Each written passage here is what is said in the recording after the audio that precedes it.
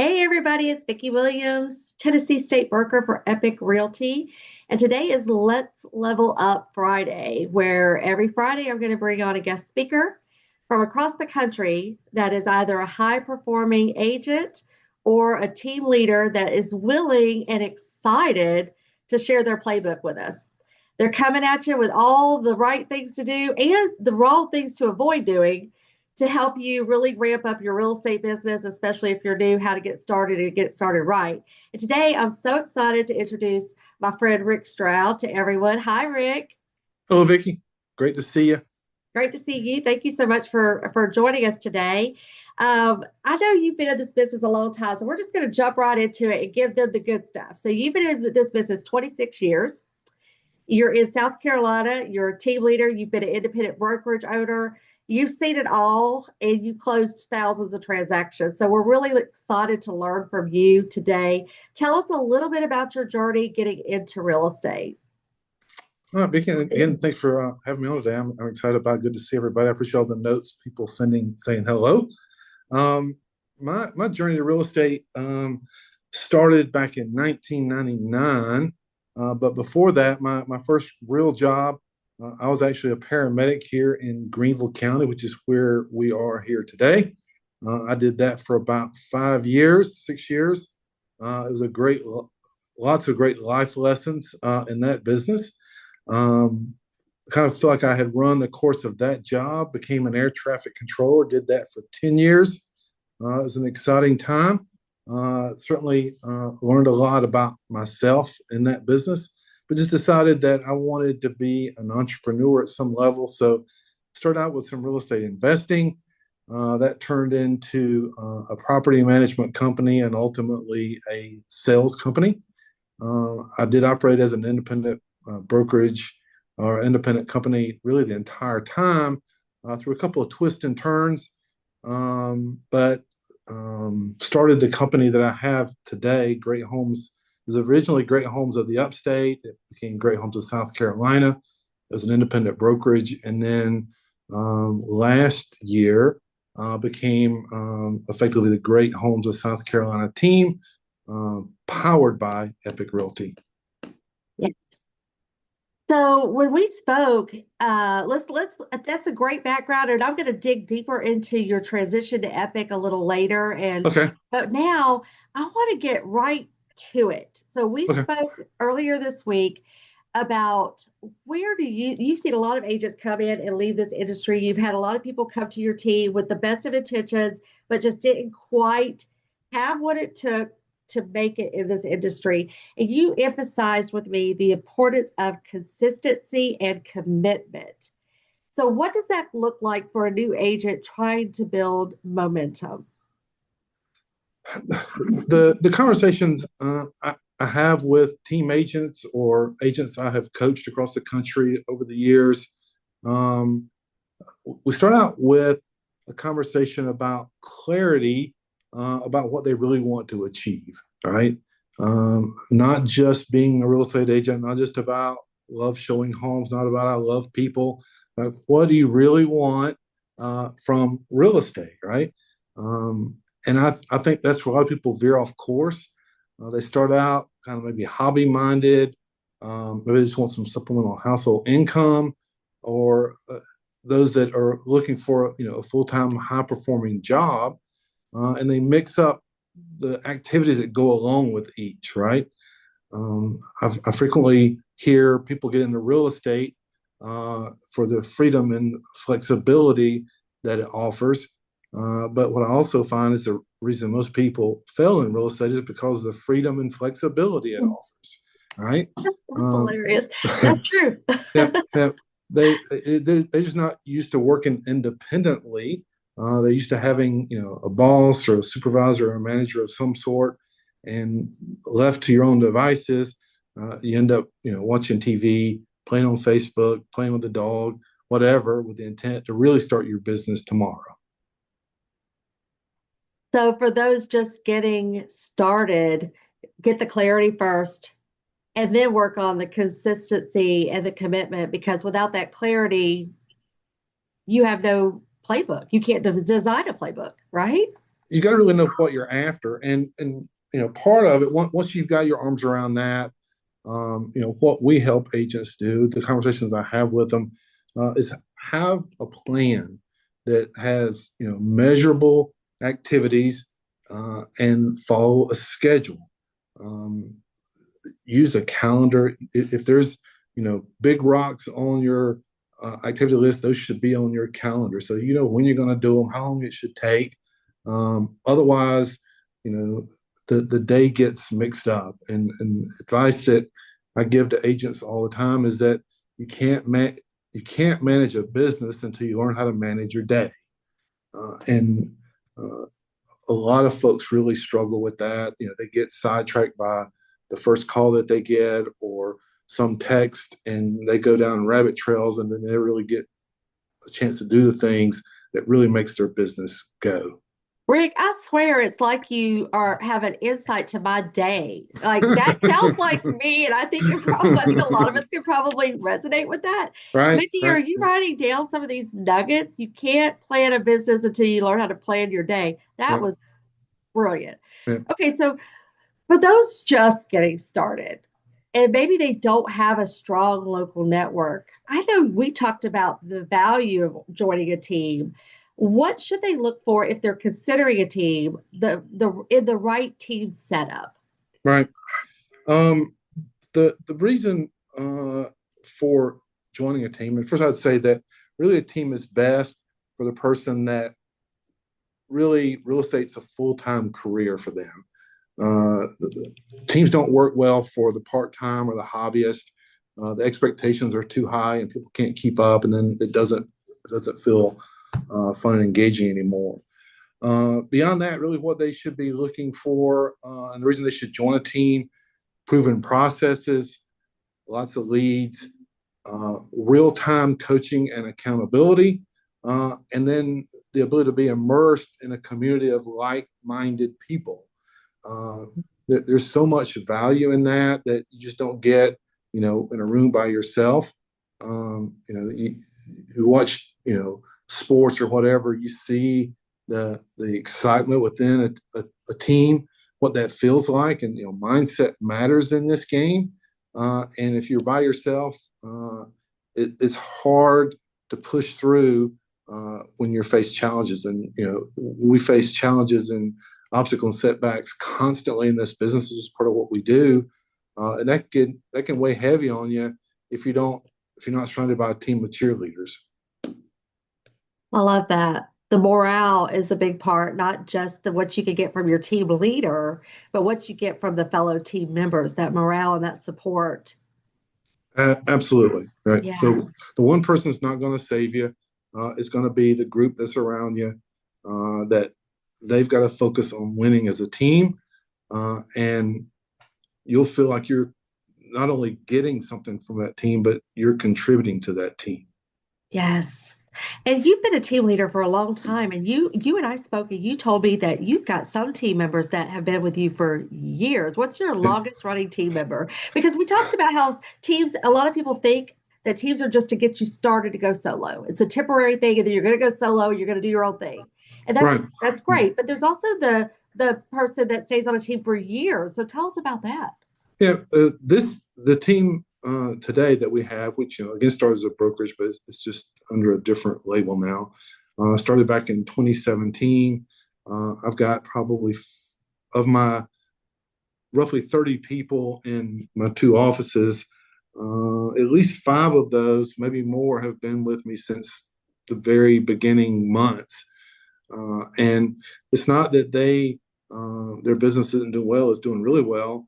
But they depend on what the team provides. They enjoy, the camaraderie, the oversight, the accountability. A story I tell frequently is, for years I would go. I'd have a start over. For years, I have a membership to a health club, but I never went. Right, I kept paying, never would go. And then about 8 years ago, I signed up with a personal trainer that had accountability. I had an appointment to be there at a particular time, and that changed everything about my workout, which changed my my health, my personal strength, and even my commitment to it. And it was just simply having a person that was there waiting on me every day. And I don't intend to change that. I guess I'll die going to a personal trainer because that's what makes me go, right? It's not that I Yeah. care less about my health, but just having that element of it helps me go and be better at taking care of myself. And I eat better. I'm more mindful of the exercise that I do, even away from the gym. And real estate is probably very similar to that, right? It's not that I bring any magic, but just having that person that is going to say, "Well, how'd you do yesterday?" Right? Are you doing the things you're supposed to be doing? Makes us do it better. And for those that are thinking about being a team leader, stay tuned because Rick's got some really powerful advice coming up about how to be an effective team leader. What's the secret ingredient to that? But for now, let's go back to talking about new agents, solo agents, team agents, it doesn't matter, just new agents. Mm-hmm. For new agents that I always get the same question every time. I have my license. Now what? Where do I start? So Where how I can start. agents kind of tap into their best resource, which you and I know what that is. We talked about that. So tell us about what the number one thing they need to do and how to do it. Good. And I want to get that. I want to back up to one quick thing, Of Vicki. We're course. talking about the teams. Why be on a team? A couple of things I would recommend if you're looking at a team. A couple of things to consider. One is it really a team, right? Do you really have a sense of a team-centric approach to that team, or is it just a group of agents doing business in the same building, right? And those are completely two different things, and you don't have to dig deep to really understand that. But if that's what you're doing, you need to have a couple of different team conversations before you decide which team to join. But have that in mind. I think a team with a physical office certainly helps. So there is a place to go. You have a sense of belonging to a team, and that's where the team is, so that you go and make calls together, meetings together, lunches together, even have some fun together. And then last, and I'll end with that, is we've taught agents to ask about commission splits, right? And we all have a sense of, what do I get to keep? What does the brokerage keep? And those are certainly important questions. But what I talk to agents about when they're looking to join our team is how much do you want to make, right? And how can my team help you accomplish that? And give me some examples of other people on your team that are doing what I'm looking to do, right? Is it reasonable? Is it realistic? How long does it really take? If you get down to just splits, you can become a little small-minded. You worry about every single deal and not what you're going to make over a 12-month period. So again, just a few more insight into looking at teams and questions that you should ask. Don't make any assumptions. Say, here's what I want to make. Can you get me there? Tell me how you'll get me there. So a perfect example would be someone wanting to make $60,000 in their first year. Mm-hmm. Instead of worrying about, oh, I'm going to have to give up 40% or 30% or whatever that is between my team leader and my broker, I don't want to give up that much money. But what are you giving up? You haven't made anything yet. I haven't made anything, right? So try to keep 85% or whatever that is of your income that doesn't exist. How long is it going to take you to get to that 60,000 versus joining a team that can help you get there quickly? And don't look at how much you're giving up. Look at what your goal is and how quickly they're going to help you get there. That's right. That's right. I love It's about, it's, and some will get stuck worrying about what they're giving up or how much they're going to lose of a make-believe number. Tell me what if you're already in real estate, tell me what you're making now, right? And let's compare it to what you could make with me. Don't say I could make this if I didn't have a split. Well, if I didn't charge you anything and didn't help you close any deals, you still haven't made anything, right? So we just got to make sure we're having the right conversations based on that agent's particular scenario. Okay, so do a discovery and then go from there. Okay. Absolutely. So going back to that magic question about, okay, I've got my license. I've joined Epique or whatever brokerage, and now what do I do? Where do I start? How do I start getting business? Yeah, and everything's going to feel awkward at first, right? Because you got your license and it taught you really well how to understand pieces of the law, but they haven't told you anything about marketing and lead generation and how to make a call, how to prep for the call, how to prep for the appointment that you just set, what to do while you're at the appointment, all those things, right? There's a lot of pieces to this business. And so being able to dig into that is kind of first. But where I kind of start with agents that are new, first of all, realize that there's going to be some awkwardness. That's okay. We all have felt it, right? The first time Michael Jordan shot a basketball, I'm sure he wasn't all that good at it. In fact, he didn't get into what some team had rejected him because they didn't think he was good enough. It didn't work out so well for that group, but he kept getting better, right? Right. So what I tell people is that feels awkward, but you'll keep getting better. I certainly advise that whether it's a phone call or an appointment, record yourself, right? And listen to those recordings, listen and learn, get better. Something I always tell is focus, as you listen to those recordings, focus on the questions that you ask, and then on the answers that they gave you, right? If we're just asking questions and not listening to the answers, we're not really learning. We're just going down a script. That doesn't work. And I would also, I'm just looking at some notes here so I don't miss anything. Journal some notes after each call, after each meeting. What did I do good? What could I have done better? And you'll be surprised how quickly your business will change, how much more confident you'll get as you start doing that. It'll start exposing some things in your business because you hear something like, I can't believe I forgot to ask that, or I asked that question at the wrong time. And, it's just a game of learning. But if you do those things, you'll see your business on a path going up. You'll get better, you get more confident, you get more business, you get more clients, you get more business. Awesome. And we talked about also open houses, that a lot of agents that are brand new, they get told, they get advised, hey, do open houses, do open houses, do open houses. That's a great way to get in front of unrepresented buyers, to meet sellers, but often they are underutilized. And you have strategies you give your agents for how to have a successful open house, but not only that, but how to use their time more effectively, even driving to the open house or to a showing and back. That was, I found, was really interesting. So share with us that tip you give your team. For sure. If it's an open house, whether it's or you're going on a listing presentation or a buyer consult, whatever, have a plan, right? I'm big on having a plan, something that's written down, not just in your head. Compare that plan to what ChatGPT says about that plan. Learn from that, and use your time wisely. You're going to a listing, you're going to meet a buyer, you're going to open house. What do you see, right? As you're driving, don't be consumed by, the radio or whatever. Look for things that would be important to your real estate business. Did I pass any for sale by owners? Did I pass any new communities I could stop in and talk to the sales agents? That I could highlight in video, or I could talk about on social media somehow. Some businesses I probably really need to connect with that I could lift up and they could lift me up, looking constantly for partnerships, right?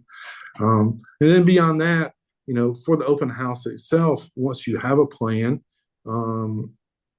it should include, things like a social media blitz, maybe some paid promotion, video, door knocking, calls. Don't keep it a secret, right? And have your 10 or 15 closest friends, share that on social media that, hey, Rick's got this open house at this place here in Greer and Greenville, wherever. They'd love to see you. I can't believe what a great house this is, right? Just have them build it up. And that expands your presence. And then after each open house, I can't talk. Um, do the same thing I talked about earlier. Do some journaling. What do I think went well? Should I do differently for the next one?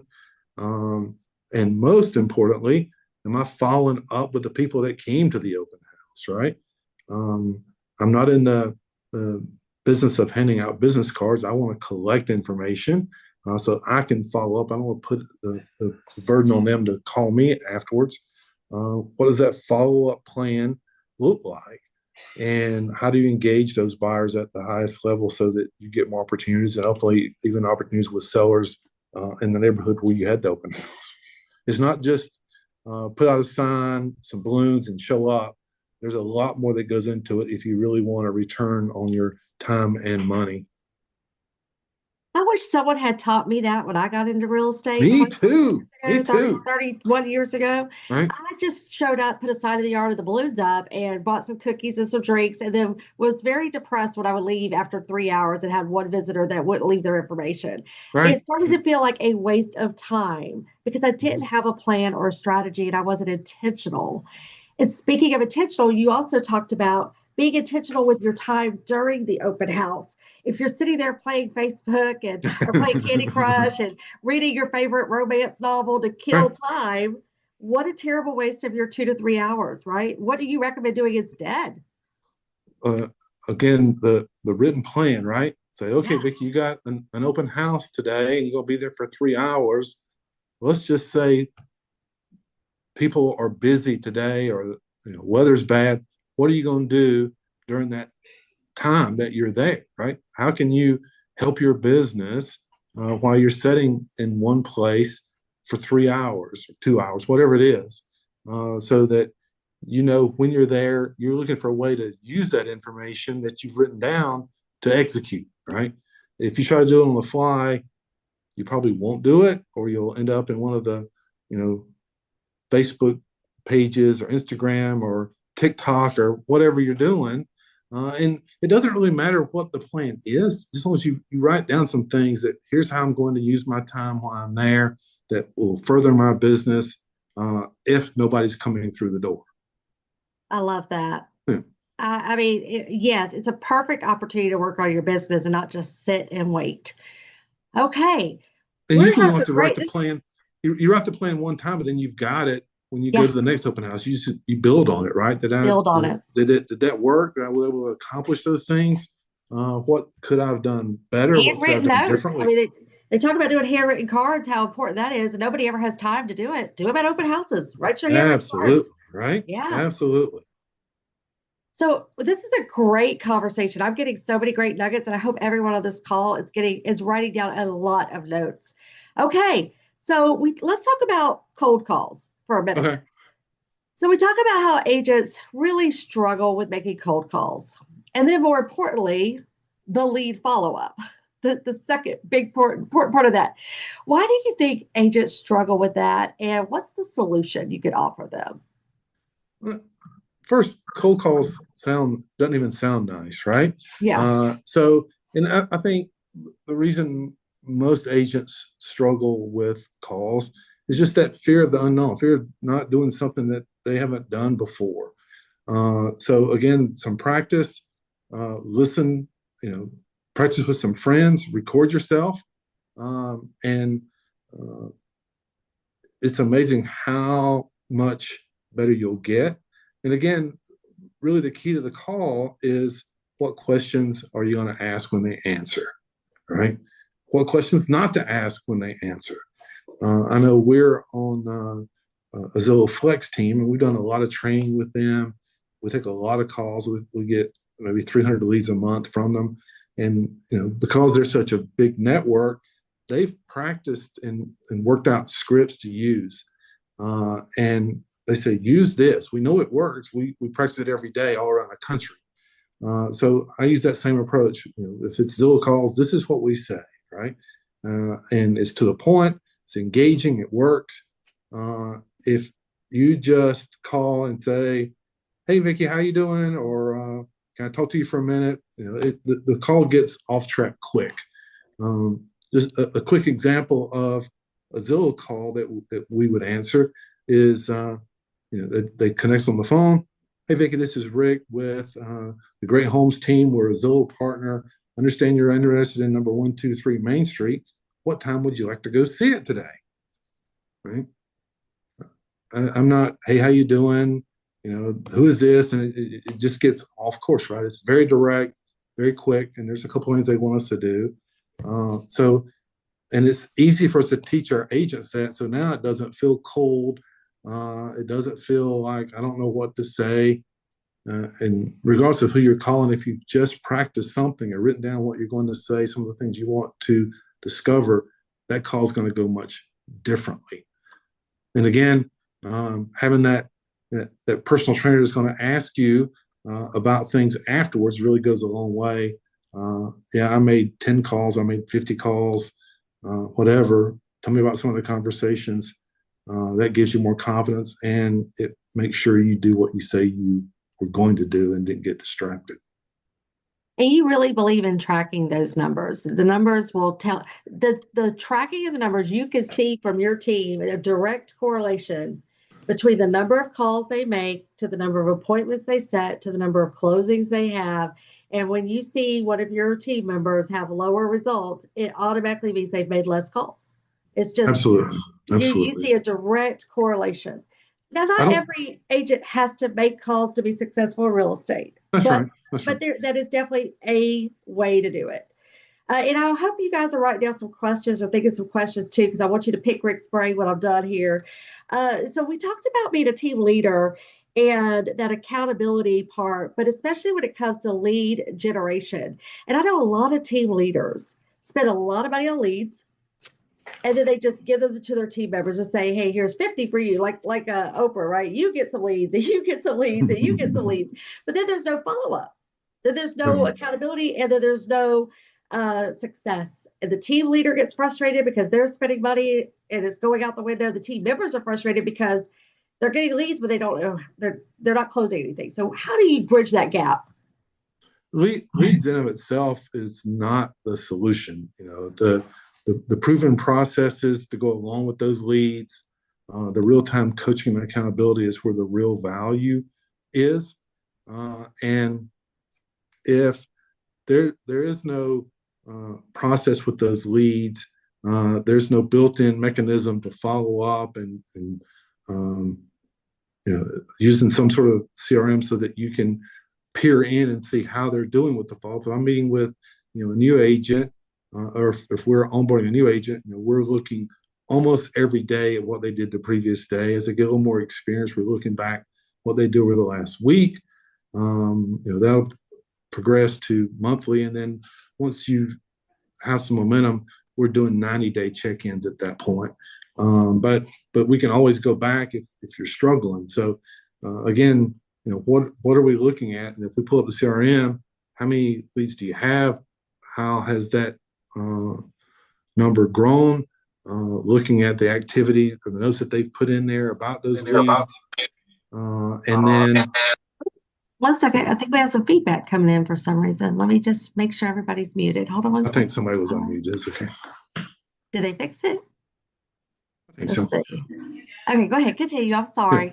So looking at the notes that they're putting into the CRM, when was the last time that they tried to reach out to that lead? And then you start learning what their capacity is. Everyone's capacity is not the same. We deal with that with our team of 30 people. Some can handle more than others, and so we try not to make generic rules. We say, what is this person proven that they're capable of doing, and manage them to those metrics, as opposed to someone else's that is not operating at the same level. And that's just the insight you get from working, from a team leader perspective, is realizing everyone's a little different. What are they capable of? How can you coach them up, help make them better? And what their comfort level is. That are they on the track to get them where they want to go or not? I may have rambled a little bit on that answer, No. You yeah. didn't. That's personalized coaching and personalized development for your agents based on what their capabilities are. So don't expect the same out of every person. That's right. It's sort of a baseball analogy. Every player on the team is not going to have the same amount of runs. That you got your power players and some your ones that are kind of in the middle and or the foundation, and the few people that are being coached up, right? And that exists on teams. You got the same breakdown usually. I love your analogies with sports. So I've heard basketball and baseball. I'm ready for the next one. You're on the course there. Yeah. Thank you, Rick. Okay, so a couple more questions, and I do want to open it up to some Q&A. So, how do you help your team stay energized and committed without running the risk of burnout? So, what do you do? The check-ins really is the key, right? That we've got a standardized list of questions that we're asking them, seeing how they respond, and we've got this. I've got this list of warning signs that we're looking for with an agent.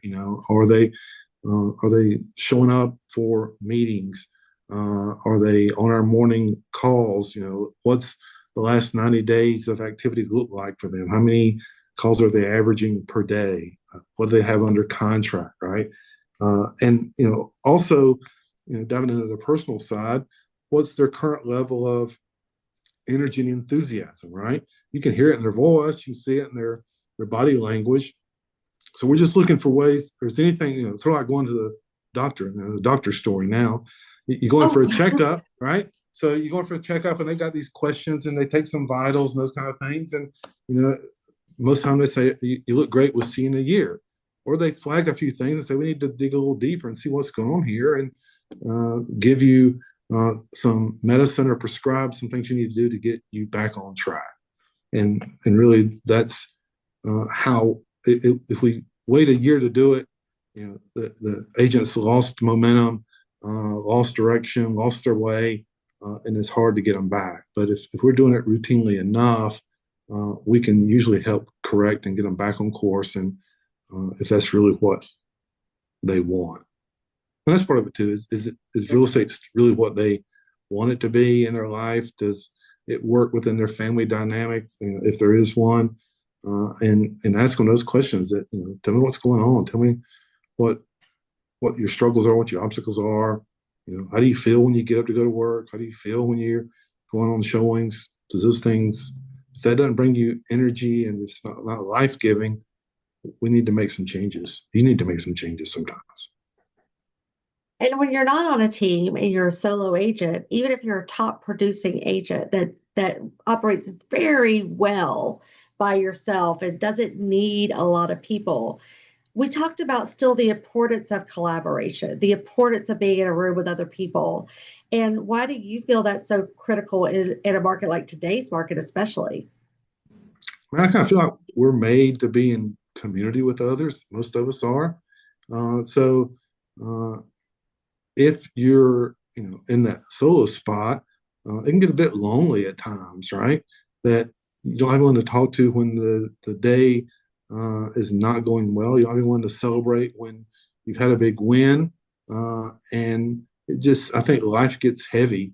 And then that, as we see, that bleeds over into your personal life, right? And it affects the people around you, your kids, your spouse, your partner, whatever, and things go bad. We just had a counselor come speak to our team a couple of weeks ago, and the presentation was on how to deal with difficult people that we encounter in this business. And the first part of her presentation, and really ended up being the bulk of it, was how well are you taking care of yourself, right? Because that's where it starts. We just are not going to be able to handle difficult people if we haven't handled ourselves well. If we're not sleeping, we're not eating well, we're not around, people that are lifting us up. We approach it from the wrong way, and those difficult people seem 100 times more difficult because of all that. I found that really interesting. I had not thought about it that way until she made that presentation. It's like, wow, this is really about ourselves more than it is the other people that we're frustrated with. It's so true, because I know when I snap at my husband, it's usually because I'm hungry. I'm just not taking care of myself. And if I Right? just go Right. get a sandwich and then Yeah. everything's going to be okay. Right, right, right. Okay, so two more quick things. This has been so great. So in 2024, no, I skipped a question. I skipped a question. I'm going backwards. Y'all forgive me because this is a great question. You had shared a great story about Mitch Foster with me. Mitch Foster is Yeah. our South Carolina state broker. But tell us about how he came to your team and how he became the most successful agent on your team in his first year of real estate. What was his secret? Yeah, I think, and Mitch, young kid at the time when he moved to South Carolina from upstate New York, no real estate experience. He'd done some asbestos removal work with his dad, so he wasn't even needing anything similar to real estate. Wasn't really sure that he was really going to be, a real estate guy when I first met with him, but he came in and quickly proved himself. But he showed up. He listened really well. He was hungry to do good. He had clarity about what he wanted to do in real estate. Um, and what people on my team will tell you about Mitch is he's a calendar fanatic. His calendar is all kind of colors and things are on it that he understands what he's supposed to do at any given time during that day, and he's relentless about it. He rarely will stray from his calendar, and because he had clarity about what he wanted, he just kept moving things and adding things to his calendar to achieve what he wanted. Right, so this many calls, this many appointments, whatever, and he constantly wanted feedback on how he was doing, what we thought he should do differently or better. And at the time we had, I think, a 15-person team. He came in and his first full year, I think he started with like in August. So that following year, he jumped out in front very quickly in production and maintained that throughout the year, crossed the finish line at the top. And if he was still in production, I'm sure he'd be at the top. Instead, we got him managing South Carolina, and he does a great job of that. Your Yeah, yeah, protege, he Rick, does. He does. is now our 26-year-old Mm-hmm, youngest state mm-hmm. broker at Epique Realty running the whole state. So that tells a lot about your leadership, sir. I'm sorry, but Yeah. you got to pat yourself on the back for that one. No, I appreciate that. I love Mitch to death. He and I talk multiple times during the day because he leads our team in Charleston, and then he has the duties as the South Carolina broker as well. So it's great to have him to be in partnership with Mitch. He showed up every day consistently and just did the work. He had a plan and he stuck to it with accountability. Yep, he would be at the office and like clockwork. He was showing up, for his job. That's how he approached it. Right. And rarely left early or stopped short or didn't accomplish what he set out to accomplish that day. Well, okay, so let's go back to you and how you moved to Epique. I want to wrap it up with it. Last year, you made a big decision, and I know it wasn't an easy one. You really took your time and were methodical about it. You had your independent brokerage, and you realized that you wanted to add more value to your team members. What did that look like? And was there a brokerage that you could leverage and partner with that would give your team members what you felt they deserved and needed? Mm-hmm. And you looked at a few brokerages. What made you decide Epique was the right move for you and your team? Yeah, getting through 2023 and all the NAR stuff, all that was going on. I just started thinking, there may be opportunity it would make sense to have a brand overlay with our team. I looked at a couple of other ones that are out there, some of the newer brands, and just one day I was on Facebook, noticed that a friend of mine, Lee Garland, had moved from a national brand over to this company I had never heard of before. I didn't even really know how to say the name. So I called him. I said, "What in the world are you doing? Right? Who is this? What was this company that you joined? Epique or whatever." I made it sound like in my head. I certainly wouldn't have said Epic. I don't think. Yeah. So he and I started having some conversations. He shared with me some reasons that he was making had made the move.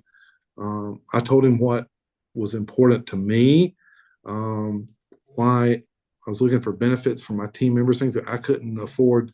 It wouldn't make sense for me to buy on my own, or and I couldn't provide them. I thought it was important to them, and it obviously got rid of some of the brokerage duties for me, so that was good. And the more we talked, the more excited I got about it.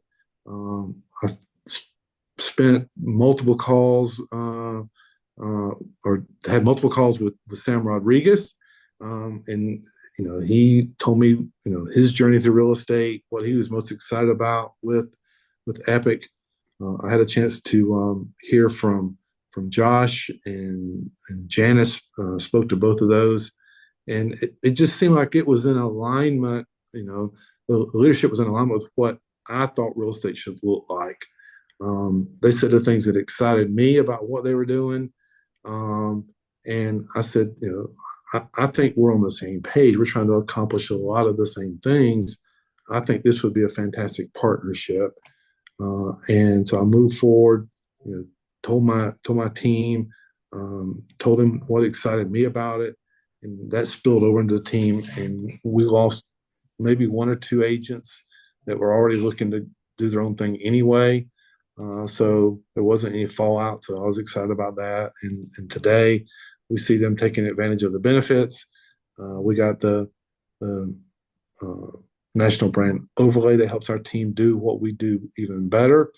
Amazing amount of support. And I couldn't have made a better choice, I don't think. I get to hang out with cool people like you. Yay! We serve on a board together, and we really love this brokerage, and we love trying to help build it, and that's Mm-hmm. exciting. So, okay, what are you looking forward to next, Rick? What's coming up for you? Is there a big event, a big project, or something new that you're doing you want to share with us? As I mentioned earlier, we're in two markets in South Carolina. There's really five major markets in South Carolina. So over the next 24 months, we're going to expand into the other three. While building our team, we're also building the Epique brand, because not everyone that we talk to or meet with is a good fit for the team. So it allows us to build the Epique brand as we go.